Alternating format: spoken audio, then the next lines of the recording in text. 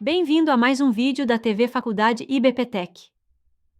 Hoje trazemos uma conversa sobre os avanços das tecnologias educacionais e as formas de usar essas novidades no aprimoramento constante da experiência dos alunos dos ensinos híbrido, EAD e presencial, elevando a qualidade da educação e da formação dos futuros profissionais.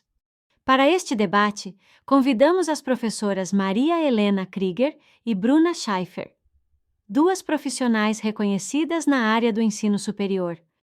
A professora Maria Helena Krieger atua em gestão universitária em instituições públicas e privadas. É mestre em gestão estratégica das organizações, especialista em marketing, graduada em biblioteconomia e documentação. Assumiu cargos de coordenadora, pró e vice-reitora, diretora, secretária executiva, superintendente acadêmica e presidente da CPA em instituições de vários estados do Brasil. Em 2009, recebeu o prêmio Top Educacional, ABMES, com o projeto Mão de Via Dupla. A professora Bruna Schaeffer é historiadora e empreendedora com formação em processos gerenciais, especialista em liderança, inovação e gestão 3.0, pedagogia digital e tecnologias educacionais, mestre em História, Poder e Práticas Sociais. Possui 17 anos de experiência em educação, educando, liderando equipes e implantando projetos educacionais. A conversa foi mediada pela nossa anfitriã institucional, Sandra Vilela. Uma ótima palestra a todos. Então, o que a gente percebe é que o EAD no nosso país já está consolidado, né? Nesses últimos 10 anos, cresceu cerca de 474% essa metodologia, e esse último censo já mostra aí que do total de ingressantes, 62% já ocorre no EAD, e pela primeira vez, né, na história, o EAD tem um maior número de alunos e de ingressantes do que o ensino presencial. Provavelmente, né, e isso está bastante claro para nós, não é nem provavelmente, para mim, eu cito isso como a grande tendência, é toda essa questão dessa explosão tecnológica, digamos assim, e também desse crescimento, né, digital, essa aceleração digital que a gente está vivenciando, aconteceu muito pelo processo da pandemia, né? A pandemia nos obrigou a buscar os elementos, né, tecnológicos para que a gente pudesse continuar aprendendo, se comunicando. E o que eu sempre percebo, principalmente na esfera dos órgãos reguladores, que eles são muito morosos, né? Hoje, quando a gente faz um projeto, que eu não gosto mais de chamar de projeto de curso, a gente, na realidade, faz um projeto de formação, a gente tem as orientações e as diretrizes baseadas naquelas diretrizes curriculares nacionais do país, que ela encaminhava para quê? Para um modelo consagrado lá na sociedade industrial. A pandemia trouxe a necessidade de estar trabalhando isso e também trouxe a hibridização do ensino. Eu sempre olho com muito cuidado a questão do EAD, né? Eu acho que o pontapé mesmo, o que levou mesmo esse crescimento do EAD foi a pandemia, e também essa cultura digital que a gente hoje já tem a partir da utilização de todos os recursos que nós temos aí tecnológico, mas eu sempre acho que os órgãos reguladores estão sempre um pouquinho lentos. E eu acho que eu estou sendo boazinha quando eu falo pouquinhos lentos, né? Por quê? Como é que tu elabora um projeto baseado numa diretriz curricular que já não é condizente com o momento que a gente vive?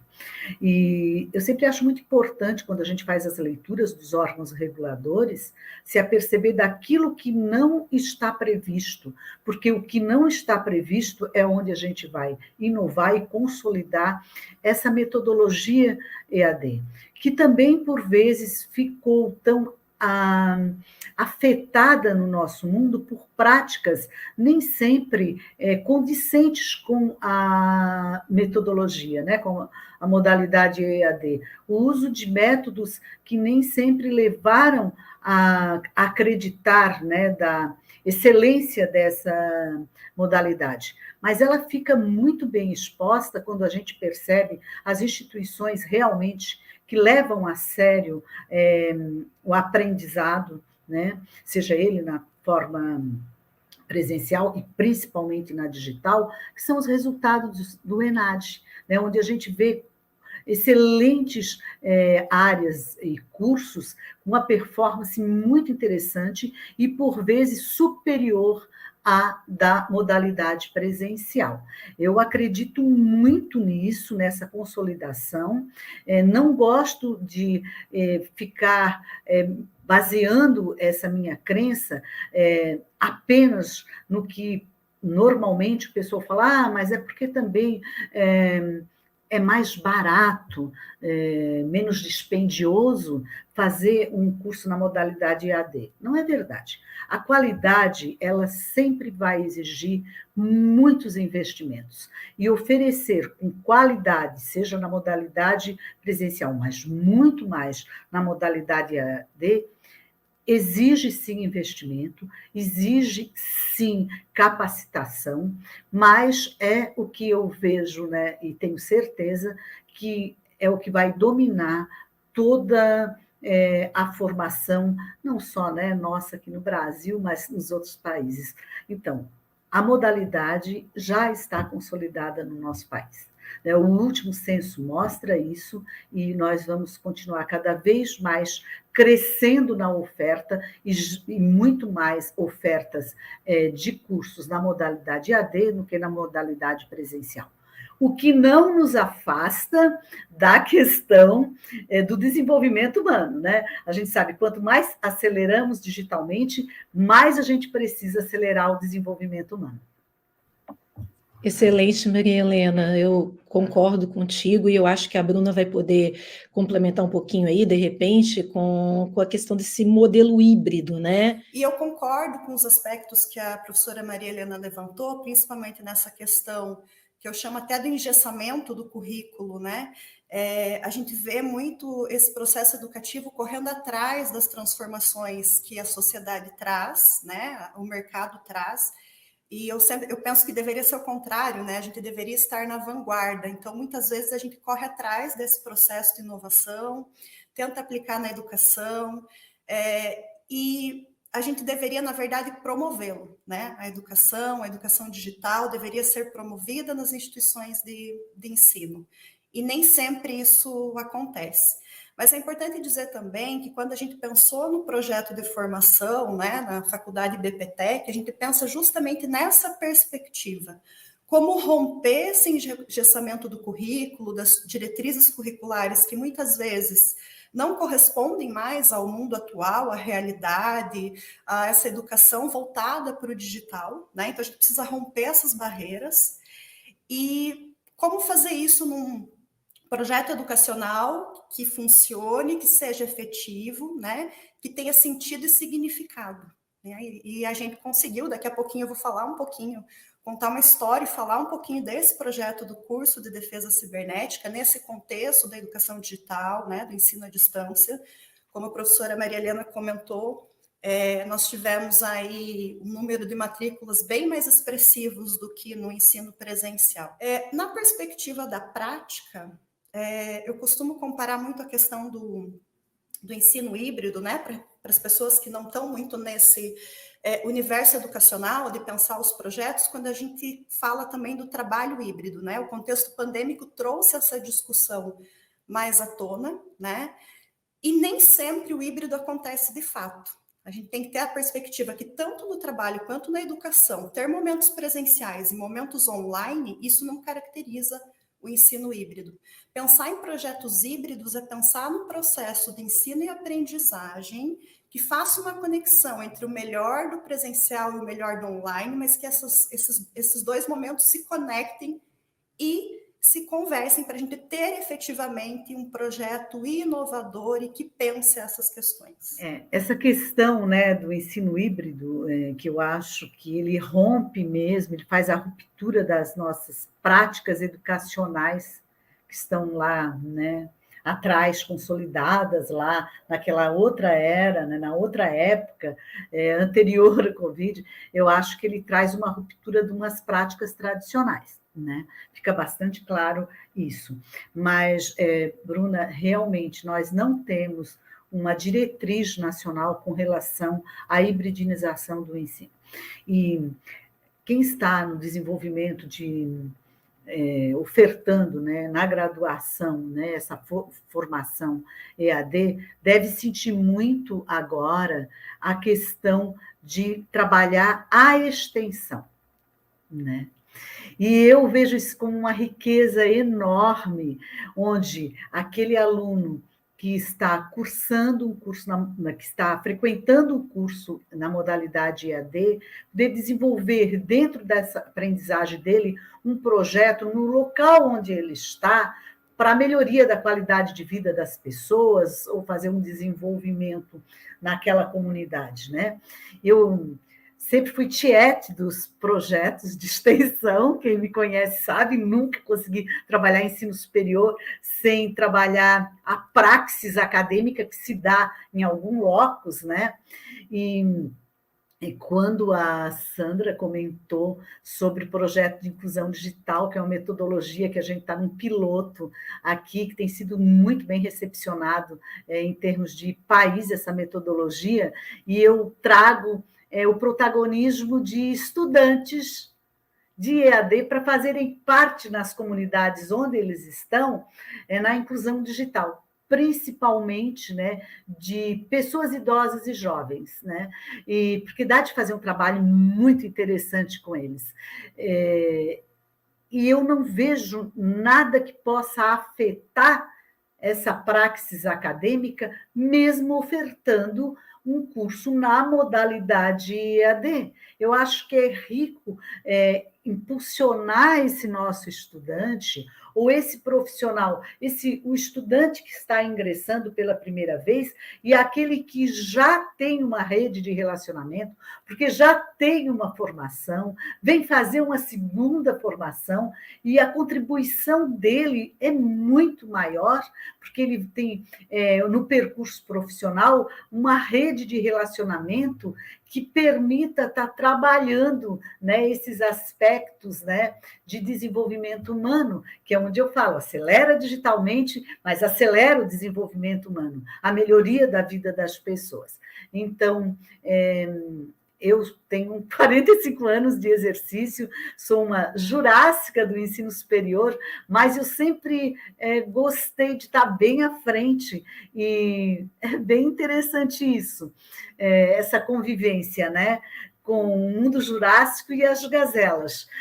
A gente aprende com os jovens e os que não são tão jovens assim, né? A geração platinada está aí, firme, forte, fazendo acontecer, impulsionando o novo, por vezes impulsionando até mais do que os próprios novos, né?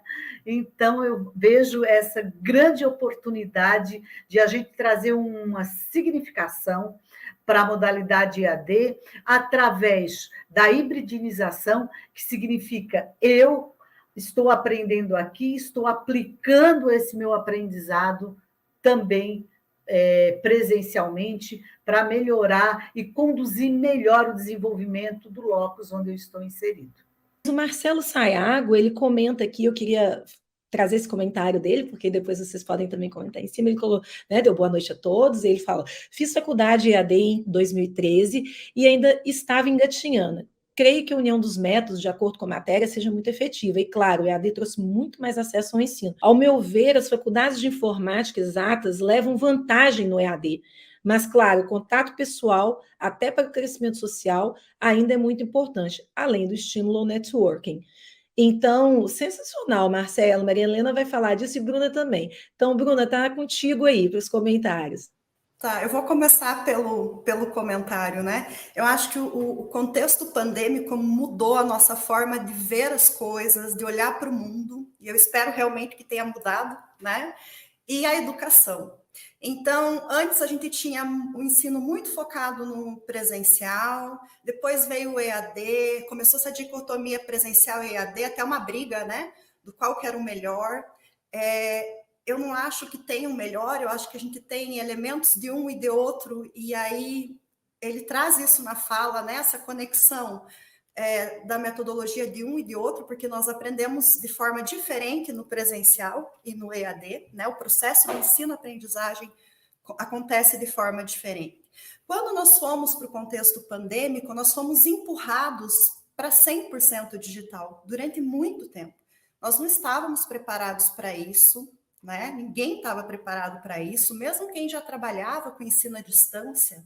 O que nós vivemos durante a pandemia foi muito diferente, né? Nós não tínhamos a oportunidade de ter os momentos presenciais. Então, assim, foi meio que um atalho que a gente achou para continuar ensinando, para continuar falando dos projetos educacionais.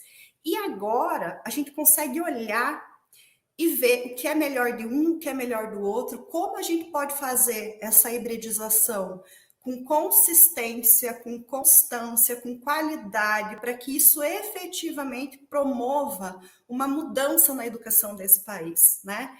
E aí tem uma discussão que eu venho fazendo com a professora Maria Helena já há muito tempo, né? A gente fala muito de tecnologia, de ensino digital, e o que é mais importante nisso? Não é a tecnologia. Ela é um elemento e ela é fundamental, mas ela é só um elemento, né? Eu preciso formar o profissional que está por trás disso tudo. Quando a gente fala em tecnologia, quem cria tecnologia, quem opera, quem faz, quem inova é o ser humano. Então, eu uso muito essa ideia da humanização, entre aspas, da tecnologia, porque é estranho, né, que a gente tenha que falar de humanização, né? Mas a gente ficou muito tempo focado nessa coisa do digital ser voltado só para a tecnologia, como se ela não precisasse das pessoas, né? E a ideia também de usar a tecnologia para o bem ou para o mal. São as pessoas que definem isso. Não é a tecnologia que é ruim. A gente sabe que muitas vezes tem muitas críticas em relação ao próprio ensino digital, né? Mas não, somos nós que decidimos para que nós vamos usá-lo, né? E aí um comentário da Sandra, né, falando do que está lá fora, de algumas coisas que também mudaram nesse processo. Você citou o direito, e eu citaria aqui a medicina, né? A medicina era muito resistente, apesar de ser muito possível fazer inovação, ter muito hands-on, né, nos próprios cursos, mas a gente não podia ter um atendimento médico digital, a legislação não permitia. Vem o contexto pandêmico e muda todo esse quadro. Então, muitas vezes a gente é empurrado para fazer inovação por necessidade, né? A gente tem uma necessidade latente e precisa se transformar. Mas eu acho que tudo isso, né? E eu espero realmente, como educadora, que tudo isso tenha feito a gente pensar de forma diferente. Que inovar não é só adotar uma tecnologia, é você mudar o modo de pensar, é você ter uma cultura de inovação, um ambiente de inovação onde você está inserido. Senão é muito difícil, né? Fazer esse processo, falar de educação digital com qualidade, com assertividade. Realmente, eu acho que o universo conspirou para que a gente... Gente, o mundo mudou.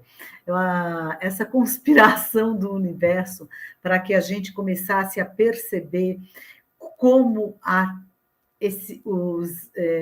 tecnologia é importante, ela é importante. Foi ela que nos salvou na pandemia.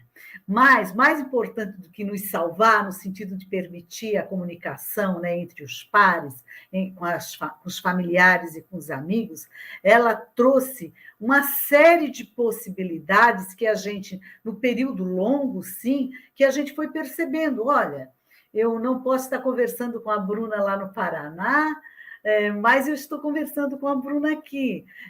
Os nossos, o Marcelo aí está tendo contato com a gente, né, estando lá em outro espaço. Então, a gente se apropriou disso, então isso não tem mais volta. A gente já sabe que nós temos elementos tecnológicos que permitirão que a gente se comunique, que aprenda, mesmo estando muito distante, né? Eu também queria trazer nessa fala nossa, a gente está falando de cursos, né, de formação, também da importância dessas microformações que a gente tem agora a possibilidade de fazer e que agrega muito para nós e também para quem está em processo de formação profissional. Porque ele vai se apropriar na medida que ele recebe os conhecimentos, mas ele pode, dentro de todo o contexto, se apaixonar por um item especificamente e buscar microformações com microcertificações para ampliar aquele conhecimento. A gente, quando escolhe uma profissão, né, um espaço de formação, nem sempre a gente gosta de tudo, né, do 100%. Às vezes a gente se identifica com uma parte e a gente quer mais daquela parte. E às vezes na formação os conteúdos são harmonizados e distribuídos para dar conta daquele tempo. Mas os elementos tecnológicos que a gente tem e o conhecimento, como a Sandra falou, que está aí disponível, nos permite aprofundar esse conhecimento, né? E é muito importante. E tem excelentes, a própria faculdade, né? O IBP tem esses cursos e que eles são importantes demais para que a gente se mantenha atualizado sempre. Eu confesso para vocês que nos últimos 15 dias eu fiz 3 cursos fantásticos, porque eu estou me apropriando intensamente do mote Cidades Inteligentes, né? Eu estou apaixonada por isso, né? Vamos transformar as administrações públicas municipais, né? Em administrações inteligentes. E é muito bom, porque eu consigo me aprofundar mais, e os conceitos ficam mais fáceis de serem assimilados. Então, não tem mais retorno, né? A modalidade EAD está aí, ela vem com hibridização, vem para trazer esse apelo da questão da convivência super necessária, inclusive, Marcelo, super necessária até na área das exatas, porque a gente cresce muito quando a gente se junta, né? E ainda, nós somos humanos, né? Eu digo ainda porque a gente daqui a pouco vai estar tão multifacetado, e o que nos torna diferente é essa humanidade. Mas eu acho que é isso, né? A gente vai avançar nos cursos de formação de médio e, às vezes, alguns ainda longo, né, período, mas também vamos ficar atento ao que as faculdades, como o IBP está trazendo, que é essas microformações tão importantes para a gente se manter permanentemente atualizados. E a Marli está colocando o seguinte: como incluir nesse turbilhão de informação os advogados que estão há muito tempo na estrada e não conseguem adentrar nesse mundo como os jovens, eles ficam perdidos. Então, como que a gente faz, né? E acho que a pergunta da Marli é essa, e eu sei que tanto a professora Bruna, nesse aspecto da humanização e percebendo esse aspecto sociológico da mudança, quanto a Maria Helena, elas vão poder trazer a outra visão, porque que é a visão do desafio da inclusão, mas ela é extremamente possível e tem várias e várias formas de se fazer isso. E eu entendo que a gente tem que unir quem sabe, quem entende e fazer com que isso aconteça. Então, quando ela fala, né, sobre os advogados que estão há muito tempo nessa estrada, né, e que não conseguem adentrar nesse mundo como jovens, por quê? Na realidade, nós somos alfabetizados digitalmente, às vezes a gente não é letrado, que tem uma distância entre ser alfabetizado e letrado. Quando eu iniciei a coordenação desse projeto piloto, né, para o pessoal que já está na estrada, né, os mais de 50 aí, a minha maior preocupação foi fazer um projeto, primeiro ouvindo, fazendo a escuta, escutando quais eram as dificuldades que eles mais sentiam. E ter um grupo bem heterogêneo, com pessoas de diferentes níveis de escolaridade e diferentes níveis socioeconômicos. Isso é muito importante. E o que é que a gente descobriu quando foi desenhar o projeto piloto? Que eles são coautores, né? Os participantes do projeto são coautores, porque a gente avalia permanentemente. É que há uma necessidade, sim, nesse caso, do momento presencial. Então, tem todo o curso, mas uma vez por semana, os longevos, eles se reúnem. Por quê? É onde eles vão experimentar, trazer as dificuldades, mas mais importante, há uma integração entre os pares, entre eles. Eles sentem-se no meio de iguais, onde todos têm alguma dificuldade. E por incrível que pareça, essa aprendizagem pelos pares, ela é muito interessante, porque tem um que está mais avançado e vai lá, olha, mas veja aqui. Então, isso é muito, muito interessante. Eu gostei muito do que a Marli falou, realmente a gente tem que ter uma preocupação com essa inclusão, ela tem que ser respeitosa e as pessoas têm que entender que não é que eu esteja num nível inferior, eu simplesmente estou assimilando uma nova cultura que eu não tive acesso anteriormente. Eu acredito muito nos projetos de inclusão, eu acho que eles têm que estar aí para todos os profissionais que já estão na estrada, né? Quando se faz um projeto de inclusão digital, em alguns módulos, eu pensei, esse módulo eu vou precisar fazer. Apesar de estar desenhando para eles, eu descobri que tinha um módulo que eu precisava me matricular, né? Então, é muito interessante. Acho que as instituições de ensino superior, elas têm que trazer possibilidades para aqueles que já estão na estrada ingressarem e se letrarem nesse uso digital para poder estar possível no mundo atual. Porque, senão, eles serão, infelizmente, excluídos. Porque não há como negar, né? E o que a gente precisa agora é oportunizar. E para complementar, né, eu acho bem interessante a fala da professora Maria Helena, essa questão da inclusão digital, né? E eu complementaria na perspectiva, eu acredito muito que isso, a gente precisa de uma mudança de comportamento. Comportamento de quem precisa desse conhecimento e da sociedade também, de empatia, de ensinar, porque eu também não nasci no mundo digital, né? E aí eu uso um exemplo que me marcou muito, falando desse rompimento de comportamento. Eu sou de uma cidade do interior, de 14 mil habitantes, né? Morei lá até meus 18 anos, então a tecnologia lá ainda demorava mais para chegar. E eu nunca esqueço um dia que minha mãe pediu para eu ir no banco e tinha chego na cidade um caixa eletrônico. E eu precisava mexer no bendito caixa eletrônico. Esse sentimento me acompanha desde os meus 14 anos. E toda vez que eu vejo uma novidade no mundo digital, que eu preciso aprender uma nova habilidade, esse sentimento vem, que ele me marcou. Eu cheguei no banco, eu não sabia mexer no caixa eletrônico. Eu fiquei nervosa, eu fiquei desesperada, eu não tinha coragem de perguntar, porque eu tinha vergonha. Eu falava, como assim que eu não sei mexer no caixa eletrônico, né? E acho que esse é um comportamento e um sentimento que a gente tem frente àquilo que a gente não conhece, principalmente o digital. A gente tem medo, muitas vezes tem vergonha de perguntar. Em muitas situações, quando a gente pergunta, dependendo de para quem, a pessoa também não tem a empatia, a delicadeza de sentar e explicar, né?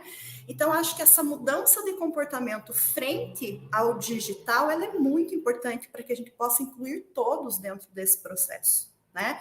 A gente tem um comportamento mais de não ter vergonha, de perguntar, né? E esse exemplo que eu trago, acho que ele é muito ilustrativo nesse sentido, assim, a nossa geração tem medos em relação ao digital, né? A gente precisa romper essa barreira, parar de ter vergonha, colocar a cara a tapa e a palavra, né, fuçar.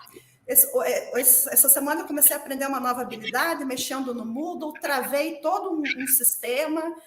Só que não tem outro jeito, né? A gente precisa colocar a mão na massa, e esse é um diferencial da própria faculdade BPTEC, colocar a mão na massa para aprender. Então, a gente precisa se jogar, se aventurar. Um pouco isso. Esses profissionais, na realidade, são, como eu, de uma geração que era feio errar. A gente tinha que acertar sempre. E era feio não saber. Né? Então, a gente traz isso dentro da gente. quanto que a geração nova, eles só inovam porque eles erram muito. Aliás, a nossa também, né? Os grandes avanços deu depois de muitos erros, mas foi incutido em nós que errar era feio. Então, a gente tinha vergonha de errar, porque errar não era legal, né? Então, toda essa questão de a gente estar trabalhando os valores que eram de ser válidos naquela tempo, que não são mais hoje. Por que que a tecnologia encontra nas crianças, né, maior fluidez? Não quero nem saber. Comprei um iPhone caríssimo, aí a criança pega, não quer nem saber, ela vai lá e descobre tudo. E eu fico, meu Deus, se eu apertar aqui, pode ser que estrague esse negócio. Então, eu não aperto, porque eu tenho medo de estragar. E a criança não, ela vai lá, né? Então, às vezes, mas o meu neto, ele rapidamente pegou, entrou no computador e fez uma coisa que eu não sei se não tem medo de errar, não tem impeditivos. Eu posso testar tudo que está aí para saber como é que é. Então, realmente é uma nova relação, mas muito bem colocado, Bruna. Empatia. É um exercício permanente que nós teremos que fazer nessa nova sociedade que a gente está construindo ainda, né? Quando você pensa na formação de alguém para o mercado de trabalho e para a vida, e depois eu vou falar um pouquinho do projeto do IBPTEC, como que ele vai contribuir com tudo isso, ensino digital, mas quando a gente pensa nessa formação, né, a gente pensa numa formação voltada para o mercado e para a vida, e aqui eu já estou me repetindo. E a gente está falando de um processo de ensino que essa personalização ela só é possível dessa forma por conta da tecnologia.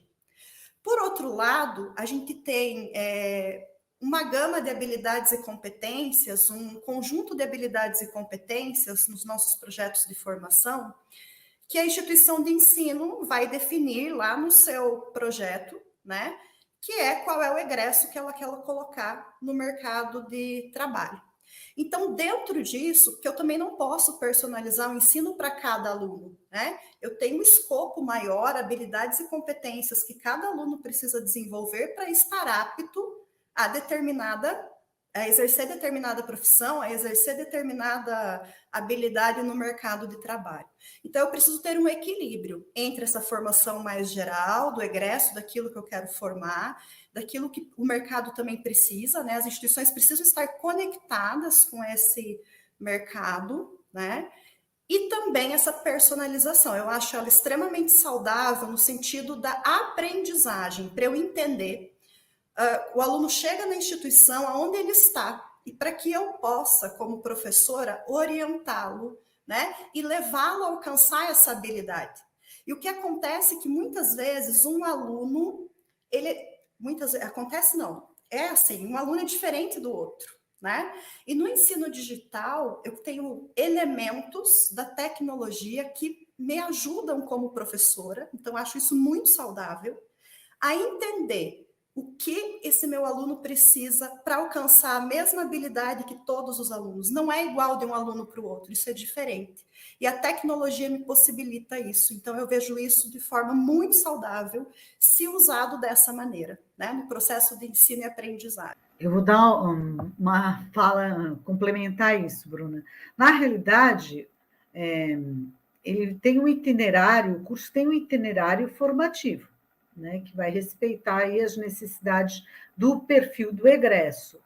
Mas eu acredito que o ensino, sim, possa ser personalizado sempre. Acredito que na modalidade EAD fica mais facilitado ainda, porque eu posso oferecer aquele conteúdo de forma visual, encaminhar, né, porque tem pessoas que aprendem mais olhando, outras aprendem melhor ouvindo e outras melhor lendo. Então, eu tenho possibilidade de estar oferecendo aquele conteúdo, aquela discussão, em 3 possíveis formas de absorver melhor essa aprendizagem. Então, eu acho que a modalidade EAD facilita, porque ela disponibiliza esse conhecimento em diferentes formatos ao mesmo tempo. E eu escolho aquele formato onde eu tenho mais facilidade em apreender. Então, eu acho isso muito interessante, né? Eu acredito na aprendizagem direcionada, fidelizada para aquela pessoa, e acho que aí não tem jeito. É a modalidade EAD que traz isso fortemente para nós. E ainda vou pegar um ganchinho ali na fala da Sandra, né, das empresas. Sandra, as instituições precisam urgentemente instalar programas de formação continuada, porque senão o conjunto dos funcionários, dos servidores, quando público, não terão condições de estar assimilando as novas práticas do mundo do trabalho, né? Não é nem mercado de trabalho, do mundo do trabalho. Então, eu acho que a gente tem que caminhar com duas questões. Urgentemente instalar, seja nas instituições públicas, seja nas instituições privadas, programas de formação continuada, onde tenham trilhas imediatas. Hoje de manhã eu trabalhei numa trilha imediata para servidor público, urgentemente que eles precisam traçar. Então, os servidores públicos vão ter uma carga horária para, durante um período X, cursar X horas para que eles possam estar contribuindo para os processos de inovação na gestão pública, senão ela não vai acontecer.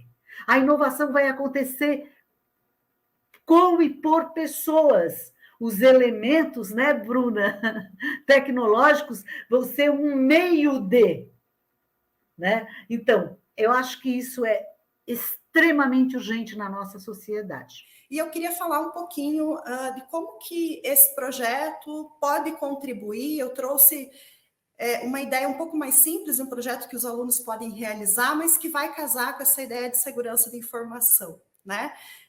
Eu já vi nas outras lives também os professores debatendo fortemente esses temas, né? Muito no mote das suas disciplinas, a gente trabalha com interdisciplinaridade, né? E eu trago aqui uma ideia que, primeiro, é o seguinte, né? A gente precisa entender que ensino digital, inovação e tecnologia tem mais relação com as pessoas do que com as coisas, né? E para conquistar uma educação de qualidade nesse processo, a gente precisa colocar o aluno como protagonista, né? E é isso que o IBPTEC faz no seu projeto, né, do curso de defesa cibernética. Né? Então, a gente busca, nós temos uma cultura de inovação no ambiente, um projeto que busca romper as barreiras desse currículo que a gente vem comentando engessado, né, para fora dos muros da instituição, agindo na sociedade, professores preparados e, claro, os elementos da tecnologia que nós precisamos para esse ensino de qualidade, né? A partir dessas premissas que o IBPTEC pensa essa formação do curso de defesa cibernética. Estou saindo um pouquinho, tá, Sandra? Mas depois a gente volta para essas questões mais complexas, né, da defesa cibernética. Então, a ideia é preparar o acadêmico para as oportunidades do mercado, né? E você vê o que a Sandra acabou de citar, abre N possibilidades de atuação, né, na cibersegurança, na segurança da informação, e a ideia é preparar esse acadêmico com a mão na massa, né? Ele vai aprender na IBPTEC fazendo. É nisso que a gente acredita, né? Numa tecnologia humanizada para formar as melhores pessoas com a melhor tecnologia, tá? Então a gente pensa muito nisso. Usar essa tecnologia com consciência, com ética e a favor do bem comum. E quando a gente fala de segurança da informação, quando a gente fala da cibersegurança, a gente tem visto por aí invasão de hackers em várias instituições, o quanto isso traz de prejuízo para a sociedade, né? E a gente precisa também falar de coisas mais cotidianas, né? Do nosso dia a dia. Como que é a segurança da informação para nós? Né? Como que nós entendemos isso no nosso dia a dia?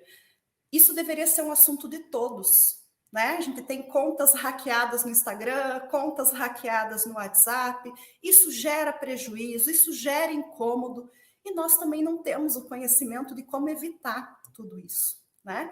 Então, a unidade curricular que eu trabalho no curso, ela trata muito dessas questões, como pensar, e como tudo isso impacta no nosso dia a dia e no ambiente de trabalho, né? E a gente vai fazer isso com mão na massa, através dos projetos de extensão, que vão estar muito conectados com os 17 Objetivos Sustentáveis da ONU. E eu gostaria de destacar 3 aqui, que vai de encontro com essas questões que nós estamos discutindo, né? Projetos na questão da educação de qualidade, trabalho decente e crescimento econômico, indústria, inovação e infraestrutura. E não é mais possível falar disso hoje sem falar de segurança da informação. Nós temos aí a Lei Geral de Proteção de Dados, né, que veio para ficar, está sendo bastante discutida, as empresas precisam ter conhecimento disso, precisam aplicar, precisam trabalhar na questão de segurança, mas nós, pessoas comuns, também precisamos trabalhar com essas questões. Isso também é assunto nosso, né?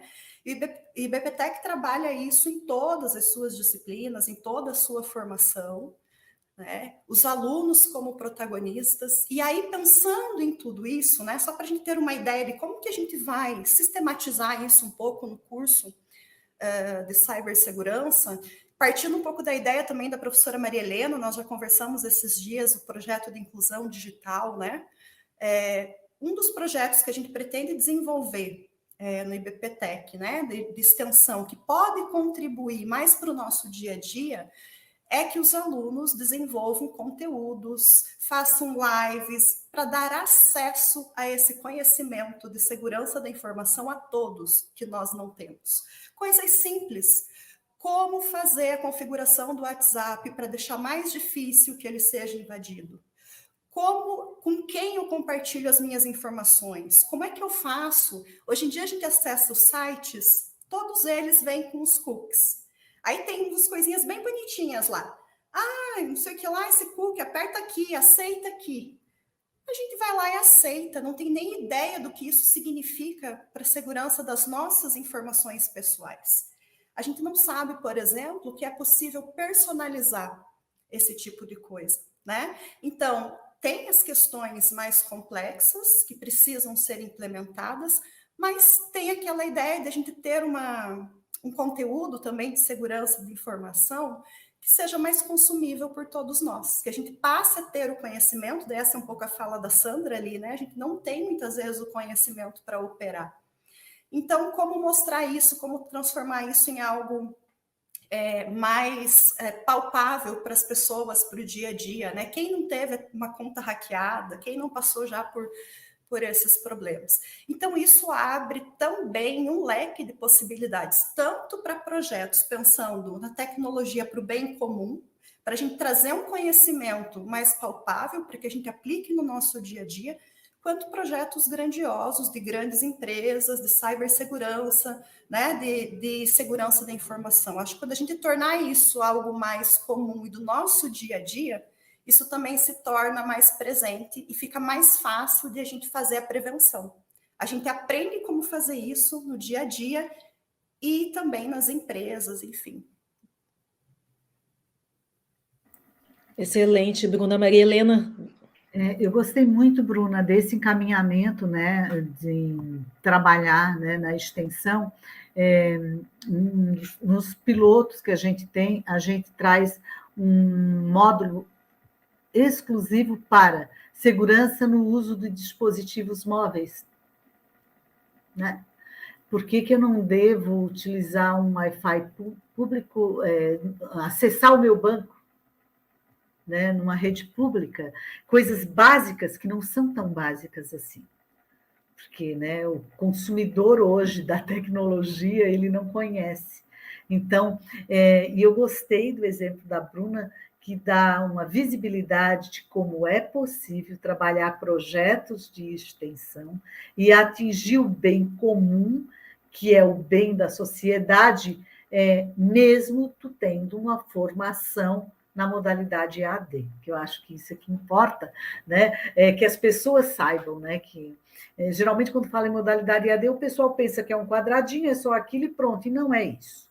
Infelizmente, isso foi criado, lógico, em todas as áreas tem gente que apresenta produto bom e produto não muito bom, né? Então, acabou durante muito tempo, a modalidade ela ficou mal vista no nosso país, como uma coisa menor. o que não é verdade. E com um trabalho sério, bem conduzido, a gente vê que as pessoas começam a ver a relevância dessa modalidade, principalmente para as pessoas nos locais mais difíceis de acesso, acessarem uma formação de qualidade. Então, eu acho que isso aí é a cerejinha do bolo. E assim, fala-se que a educação transforma o mundo, mas a transformação precisa começar em nós. E eu finalizo minha fala dizendo que eu realmente acredito que projetos grandiosos e mudanças significativas começam de um pequeno passo, né? De um coletivo organizado, direcionado para um propósito. E é assim que eu vejo a transformação por meio da educação. E eu tenho certeza que a IBPTEC está pronta para contribuir com essa transformação.